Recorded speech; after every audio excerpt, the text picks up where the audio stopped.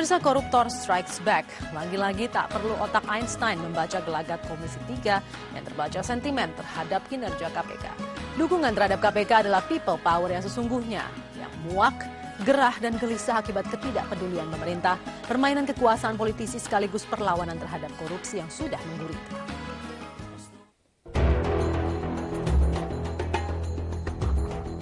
Ada yang menarik.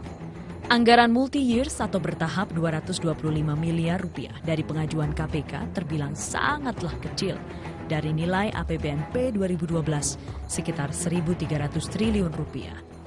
Bandingkan lagi dengan anggaran proyek Hambalang yang membengkak dari 250 miliar menjadi 1,2 triliun rupiah secara langsung dapat persetujuan DPR. Maka gerakan penolakan revisi Undang-Undang KPK dan koin gedung KPK sebenarnya merupakan fenomena perlawanan silent majority untuk melawan ketidakadilan dan ketidakberdayaan rakyat kecil dari kesewenang-wenangan hukum. Rakyat tidak ingin Komisi Pemberantasan Korupsi sebagai garda terakhir pemberantasan korupsi terlunta-lunta tidak memiliki gedung.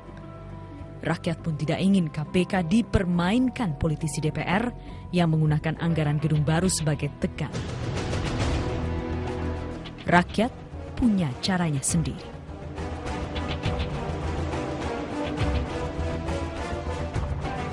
Kalaupun menilik dari anggaran belanja, KPK sejak 2004 hingga 2011 menyerap lebih dari 1,3 triliun rupiah.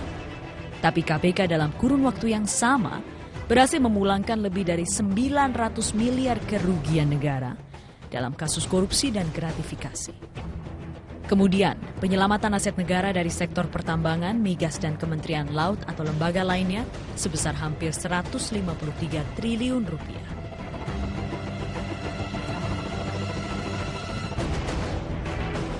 Pula bukan logika naif dengan track record aksi Komisi 3 terhadap KPK yang dibentuk lewat Undang-Undang Nomor 30 Tahun 2002. Bukan halusinasi adanya pelemahan KPK. Dari arah DPR, yakni pada pembahasan rancangan Undang-Undang Pengadilan Tindak Pidana Korupsi, sempat terselip dalam proses pembahasan agar KPK tidak menuntut terdakwa korupsi di Pengadilan Tipikor. Sedang dari pemerintah, upaya pengebirian KPK dilakukan dengan pengajuan rancangan peraturan pemerintah soal penyadapan. Rencana merevisi Undang-Undang KPK masih bergulir dan draft RUU KPK tadi sudah berada di tangan DPR. Maka dalam konteks inilah logika berikutnya muncul adalah, benarkah DPR dan pemerintah punya setitik komitmen memberantas korupsi? Sebab hasil buruan KPK selama ini adalah membongkar 57 kasus korupsi di DPR dan DPRD. Lalu sepertiga kepala daerah di negeri ini tersandung korupsi. Nah, lagi-lagi tidak butuh otak keblinger Stephen Hawking atau sejenius Bapak Matematika Aljabar dan Bapak Kedokteran Ibnu Sina bahwa rakyat tidak sebodoh sebagaimana yang dikira. Nurani publik sudah memilih dan angkat bicara siapa yang patut dibela dan siapa pengerok sesungguhnya.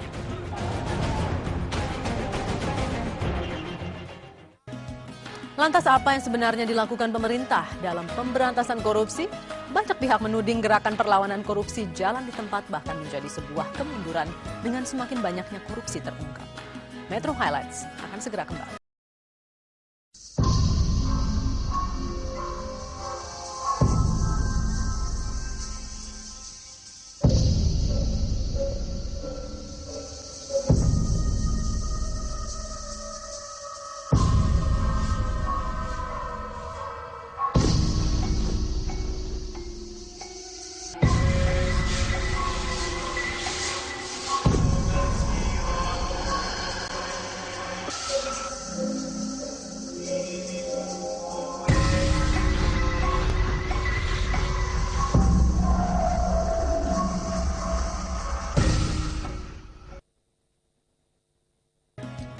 Pemirsa, masih kuat teringat dalam ingatan, Presiden Susilo Bambang Yudhoyono lugas menyebut akan berdiri paling depan dalam memberantas korupsi. Lantas apa yang terjadi? Publik membaca dengan terbuka partai politik yang berkuasa dan dibidangi kelahirannya oleh Susilo Bambang Yudhoyono kini dirundung kasus korupsi. Revisi Undang-Undang KPK lalu mempersulit anggaran pembangunan gedung baru KPK Masa dipaksakan DPR dengan sistematis? Logika dan nurani publik akhirnya angkat bicara.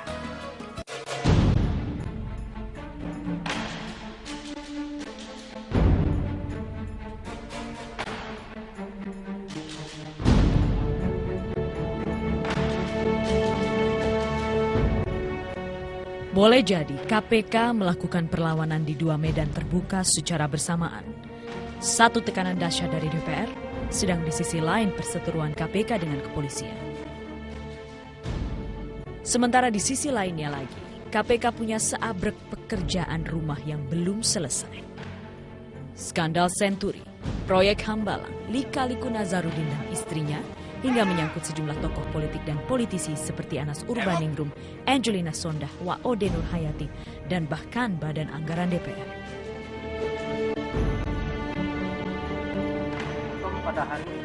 KPK boleh saja bangga dengan vonis yang telah jatuh kepada mantan pejabat Deputi Gubernur Senior Bank Indonesia Miranda Suaregulto. Karena sudah cukup sakit, saya dihukum dengan andai-andai. Saya dihukum dengan asumsi, dengan tidak ada bukti. Itu sudah lebih dari cukup. Jadi saya juga tidak mau berandai-andai mengapa media menghakimi saya. Dan mungkin Anda-andalah sekarang yang paling bertepuk tangan gembira melihat saya dihukum. Sudah puas? Pidana kurungan kan sudah puas? Berkurang ya? Saya tanya Anda sudah puas? Pidana kurungan Anda puas? Tanggapan Ibu? Anda puas nggak? Jawab dulu, Mas. Saya dihukum. Meskipun tidak ada bukti-bukti fakta persidangan. KPK boleh juga bangga dengan kasus terkini, yakni dugaan korupsi pengadaan kitab suci Al-Quran oleh anggota Komisi 8 dari fraksi Partai Golkar Zulkarnain Jabar. Zulkarnain, anggota Komisi Keagamaan DPR, diduga mengarahkan pejabat di Kementerian Agama untuk memenangkan PT Adi Aksara Abadi Indonesia dalam proyek pengadaan Al-Quran senilai 35 miliar rupiah. Zulkarnain juga terlibat dalam proyek pengadaan laboratorium untuk madrasah juga di Kementerian Agama.